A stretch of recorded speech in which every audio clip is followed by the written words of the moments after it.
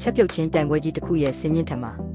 မင်းကလေးတယောက်ဟာပွဲစီစဉ်သူတွေပြင်ဆင်ပေးထားတဲ့ပါဝင်ပစ္စည်းတွေဟာမနေ့ကကြံတဲ့လက်ကြံတွေဖြစ်နေတာကိုသတိပြုမိသွားပါတယ်။ပါဝင်ပစ္စည်းတွေရဲ့လက်ဆက်မှုကိုအလွန်တန်ဖိုးထားတဲ့သူမဟာမလက်ဆက်တဲ့ပစ္စည်းတွေကိုသုံးဖို့ပြက်ပြက်တသားညှင်းဆန်လိုက်ပါတယ်။ဒါပေမဲ့သူမရဲ့ပြိုင်ဘက်ကတော့အချိန်မဆိုင်ပါဘူး။လိုအပ်တာတွေကိုကမန်းကတန်းကောက်ယူပြီးခင်မီမီဘူချောင်းသုံးစက်ကရိယာတွေနဲ့အကုန်လုံးကိုရုံးငွေဆက် blender ထဲထည့်မွေပါတော့တယ်။အဲ့ဒီပြိုင်ဘက်မှာဟာပရိသတ်တွေကိုသူမရဲ့ချက်ပြုတ်နည်းတဒနာကိုတောင်ကြွားလုံးထုတ်လိုက်ပါသေးတယ်။ကျမကအချက်ဖို့အတွက်ဒဲအိုးတောင်မလိုဘူးရှင်။သူမကပကံလုံးနဲ့ထမင်းထဲအပေါ်ကပလတ်စတစ်အုပ်ကျက်သွန်နီကွင်းတွေတင်အသားလွာတွေခင်းအတင်းလှုပ်ဆော့စ်တွေစမ်းပြီးတော့နောက်ဆုံးမှာကြက်ဥခောက်ထားတာကိုလောင်းချလိုက်ပါတယ်။ပြီးတာနဲ့ microwave ထဲ9မိနစ်ထည့်လိုက်ရုံနဲ့အမိုက်စားဟင်းတစ်ခွက်ရပြီပေါ့။ပရိသတ်တွေအားလုံးကတော့သူမရဲ့မျက်နှာမြင့်ချက်ပြုတ်မှုကိုကြည့်ပြီးအံ့ဩမြင်တတ်နေကြပါတယ်။ဒီအချိန်မှာသမီးလေးကတော့ပါဝင်ပစ္စည်းတွေဘလို့အတွက်ဖက်ရမလဲဆိုတာကိုအေးအေးဆေးဆေးစဉ်းစားနေတော့မှပဲသူမကလက်ဆက်တဲ့ပစုံနှကောင်ကို UB sauce အခြေခံကိုတဆင့်ချင်းစီဆေးဆေးဆက်ဆက်စတင်ပြင်ဆင်ပါတယ်။အစီအစဉ်တင်ဆက်သူကသူမကိုလာရောက်အင်တာဗျူးပေးမဲ့သူမကတော့ဟင်းချက်တာကိုပဲ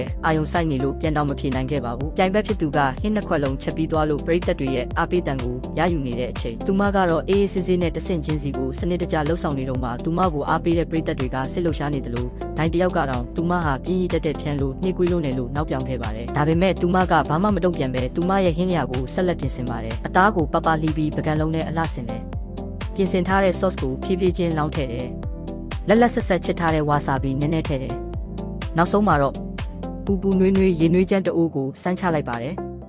ရိုးရှင်းပြီးအလွန်တမိုးရှိလာတဲ့ဂျပန်ရေနွေးချမ်းစမ်းထမင်းတစ်ခွက်ပေါ်ထွက်လာခဲ့ပါပြီ။မကြခင်မှာပဲဒိုင်တွေဆုံးဖြတ်တဲ့အချိန်ရောက်လာပါတယ်။တန်ပွဲဝင်2ယောက်လုံးကမဲတဝက်စီရထားပြီးနောက်ဆုံးအဆုံးဖြတ်ကတော့ဒိုင်လူကြီးချုပ်ပေါ်မှာမူတည်နေပါတယ်။မြန်ဆန်မှုအပိုင်းမှာတော့ပြိုင်ဘက်မှာခစ်တစ်ရဲ့အလင်းစလို့လူနေမှုပုံစံနဲ့ကိုက်ညီပြီးအားသာချက်ရှိနေပါတယ်။ဒါပေမဲ့ဒိုင်လူကြီးချုပ်က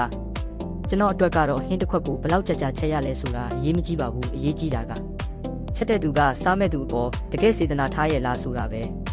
လို့ပြောလိုက်ပါတယ်ဒါပေမဲ့သူရလက်ကိုကြီးညာခါနီးမှာပဲပွဲစားပေါင်စား sponsor စီကနေလှုပ်ဝက်ချက်ပြမှုကိုရရှိလိုက်တဲ့အတွက်နောက်ဆုံးမှာတော့တရေလိုပဲကြီးညာလိုက်ရပါတော့တယ်သမီးလေးကတော့ရလက်ကိုဂယုမဆိုင်ပဲသူမချက်ထားတဲ့ဟင်းလျာကိုတည်ငြိမ်စွာနဲ့မြည်စမ်းနေခဲ့ပါတယ်